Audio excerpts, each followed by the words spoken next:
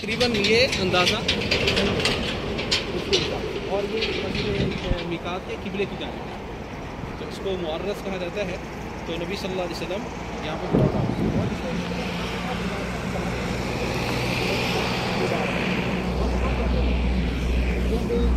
سیلاب آتا ہے، سیلاب کے ساتھ ساتھ جو چھوٹے چھوٹے پتھر ہیں یہ سیلاب کے پانی کے ساتھ مل کر کسی جگہ پہ جمع ہو جائے، اس جگہ کو کہا جاتا ہے بقعہ۔ تو جب نبی کریم صلی اللہ علیہ وسلم یہاں پہ تشریف فرما تھے تو آپ صلی اللہ علیہ وسلم کو وحی کے ذریعے سے کہا گیا کہ انک فی بطحاء مبارک، کہ آپ صلی اللہ علیہ وسلم اس وقت بطحاء مبارکہ میں تشریف فرما، تو یعنی اس کو بطحاء مبارکہ کہا گیا اور یہ جگہ جو ہے وہ یقین ہے۔ اس کے ساتھ ہی اس کو مسجد ذوالخلیفہ بھی کہا جاتا ہے، بڑی مسجد، اور اسی طرح اس کو مسجد الشجرہ بھی کہا جاتا ہے، اسی مسجد بڑی مسجد، اور اسی طرح اس کو عامی لوگ جو ہے مسجد الاحرام بھی کہہ دیتے ہیں کیونکہ یہاں سے احرام کرتے ہیں، اور اس کو مسجد ابیار علی بھی کہا جاتا ہے۔ ابیار علی اس کا نام جو ہے یہ نسبتاً صحیح ثابت نہیں، یہ محدث نام ہے۔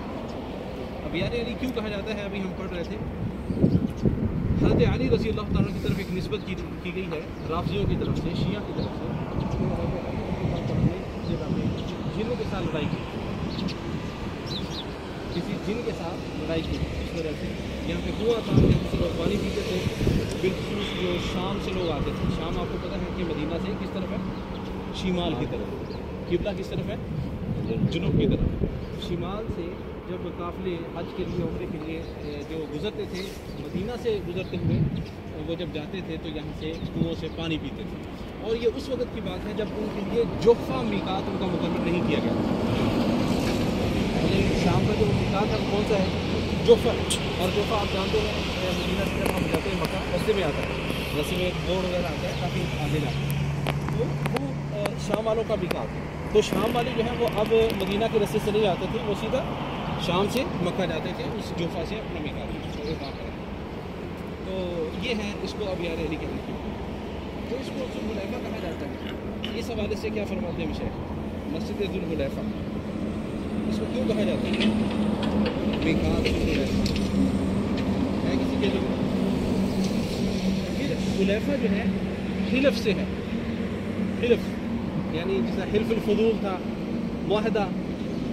اصل میں یہاں پہ دو بڑے بڑے قبیلے آباد تھے، ایک قبیلے کا نام تھا بنو جشم، اور ایک قبیلے کا نام تھا بنو جفافہ،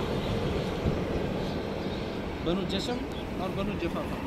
ان قبیلوں کی ان کا آپس میں معاہدہ تھا پانی کے اوپر، یہ پانی جو ہے وہ ہم نے مل کے استعمال کرنا ہے، ان کا کوئی اس طرح کا پانی کے اوپر معاہدہ تھا، اس وجہ سے اس کو ذوالخلیفہ یعنی معاہدے والی جگہ، جہاں پہ معاہدہ ہوا دو قبیلوں کے درمیان، اس وجہ سے اس کو مسجد ذوالخلیفہ کہا جاتا ہے۔ اور یہ جو جگہ ہے یہ وادی عقیق کا حصہ ہے، وادی عقیق کا حصہ ہے۔ مدینہ میں وادی عقیق کے نام سے دو وادیاں تھیں، ایک وادی عقیق صغیر تھی، ایک وادی عقیق کبیر تھی۔ وادی عقیق صغیر جو ہے یہ اس طرف پڑتی ہے جس طرف بئر رومہ ہے، یعنی بئر عثمان ہے، احد والی سائڈ کے ساتھ اس کی جو ہے وہ حدود ملتی ہے، وادی عقیق صغیر۔ جو صحیح وادی ہے وادی عقیق کبیر، جس کا حدیث میں ذکر آیا، حدیث ابن عمر میں، حدیث عائشہ میں، وہ جس کو وادی المبارک کہا گیا ہے، وہ یہی وادی ہے جو یہاں پہ یہ مسجد ذوالخلیفہ، مسجد میقات موجود ہے۔ اس کو مسجد ذوالخلیفہ، مسجد الشجرہ بھی کہا جاتا ہے۔ مسجد الشجرہ، شجرہ کیوں کہا جاتا ہے؟ کہتے ہیں کہ یہاں پہ شجرۃ الثمرہ، ببول کا درخت ہے۔ ببول کس کو کہتے ہیں؟ ککر کو کہتے ہیں، یہ ککر کا درخت ہے۔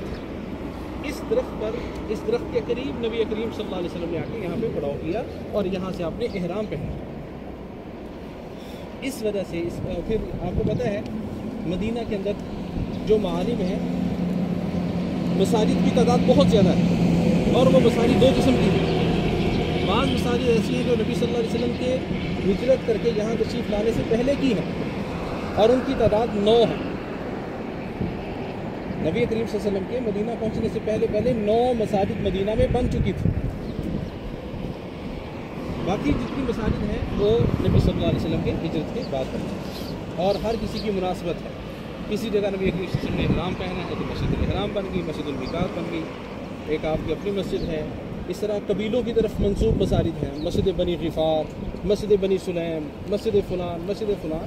اس طرح بہت ساری مساجد ہیں اور بہت ساری مساجد کے اس وقت آثار موجود بھی ہیں.